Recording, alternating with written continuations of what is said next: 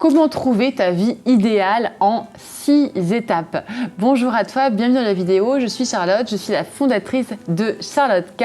Je suis très heureuse de te retrouver aujourd'hui pour te parler de comment trouver sa vie idéale en 6 étapes. Donc c'est un peu un guide pour moi de comment est-ce que je trouve ma vie idéale. Donc la première chose pour trouver sa vie idéale, c'est évidemment d'être bien, de se sentir bien.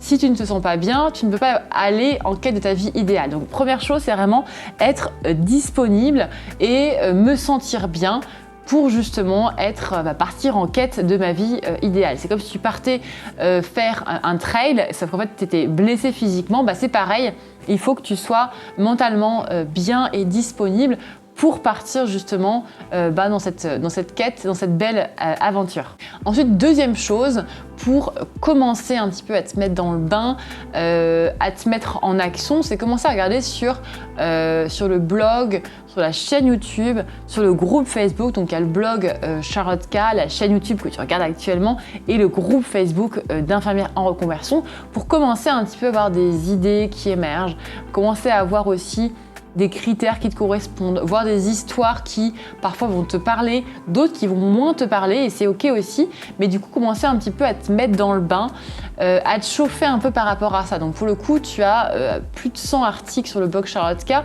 donc le fait de les lire déjà, de les passer en revue, alors pas forcément de lire tous les articles, mais de voir un peu les sujets, ça va déjà t'aider un petit peu à voir un peu quels sont les domaines qui te plaisent. Les vidéos, c'est pareil, il y a des vidéos où tu vas te sentir vachement concerné et d'autres tu vas dire non mais là ça me parle pas du tout. Quand tu parles de ça, franchement c'est pas du tout un sujet qui m'intéresse. Et il y a aussi le groupe Facebook où tu auras peut-être des infirmières, des infirmiers qui vont parler de certaines choses, tu vas dire mais trop bien, ça me parle carrément. Et d'autres, ça va être l'inverse.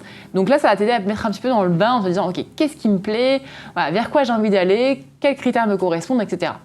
Ensuite, troisième clé, troisième point pour trouver ta vie idéale, c'est évidemment de te faire accompagner, de ne pas rester seul dans ta démarche parce que c'est vrai que seul tu vas aller non seulement moins vite, mais tu vas peut-être pas voir toutes les possibilités qui s'offrent à toi. Souvent, on va s'arrêter justement à ce que l'on voit là maintenant. Tiens, j'ai vu ça, ça me paraît génial comme passerelle, j'ai envie de faire ça. Alors qu'en fait, ça se trouve, il y aurait eu plein d'autres choses qui auraient pu te plaire et donc plein d'autres domaines. Donc pour le coup, c'est vrai que te faire accompagner, c'est vraiment idéal évidemment pour trouver ta voie. Donc grâce notamment à l'accompagnement Charlotte K, le bilan de compétences, ça va t'aider justement à faire un point sur évidemment tes compétences, mais surtout qui tu es et qu'est-ce qui va te correspondre et bien évidemment derrière à mettre les choses en place. Donc fais-toi accompagner là-dessus. Ne reste pas seul, même si par exemple tu as besoin d'un suivi avec une sophro ou un autre professionnel de médecine complémentaire qui va peut-être plus te correspondre, c'est ok, mais en tout cas ne reste pas seul, fais-toi vraiment accompagner là-dedans parce que tu vas vraiment pouvoir t'inscrire dans une continuité, dans un beau projet de cette façon-là. Ensuite, quatrième point essentiel, c'est de faire des enquêtes métiers. Quoi qu'il arrive, fais des enquêtes métiers. Donc avec le bilan Charlotte K, on les a vraiment très bien détaillés. Il y a vraiment un process important à mettre en place. Il y a des règles aussi à mettre en place pour ne pas te planter dans tes enquêtes métiers. Parce que si tu fais mal les enquêtes métiers, ça peut aussi pas forcément être très bien, avoir des bons résultats. Donc fais des bonnes enquêtes métiers pour justement comparer aussi avec la réalité. Tu sais que tu as des choses qui te plaisent, ça peut-être des idées qui sont déjà venues, mais compare ça avec la réalité du terrain en faisant des enquêtes métiers. Ensuite, il faut que tu fasses un plan d'action. Donc tu fais un plan A et un plan B, toujours avoir un plan B au cas où, et tu revois ce plan d'action jusqu'à ce que tu trouves le bon plan d'action. Ça se trouve, tu vas te dire plan A, je vais partir en médecine du travail, et plan B, parce que je prévois quand même un plan B, je prévois quand même de passer le concours infirmière scolaire au cas où justement je l'ai parce que j'ai peur de m'ennuyer en médecine du travail par exemple. Et bien ça tu vas le revoir parce que par exemple si tu n'es pas pris en médecine du travail, qu'est-ce que tu vas faire du coup à la place? Si tu n'es pas pris non plus en tant qu'infirmière scolaire, il va falloir que tu revois tout ton plan. Donc c'est une sorte de travail permanent finalement, c'est pas figé. Si tu penses que tu vas trouver un métier et que ça va être figé et que ça bougera plus, bon, ça peut arriver mais c'est assez rare. Mais voilà, il faut te sentir assez à l'aise avec le fait que ça bouge, que tu vas pouvoir t'adapter en fonction des différentes enquêtes, des différents résultats, des retours aussi que tu auras, des dossiers, des concours, etc. Donc voilà, donc tu fais ton plan d'action avec toujours un plan A et un plan B au cas où ça échoue ton plan A, même si tu es sûr à 1000%, fais quand même un plan B au cas où pour te dire, voilà, au cas où ça marche pas, au cas où je change d'avis, etc.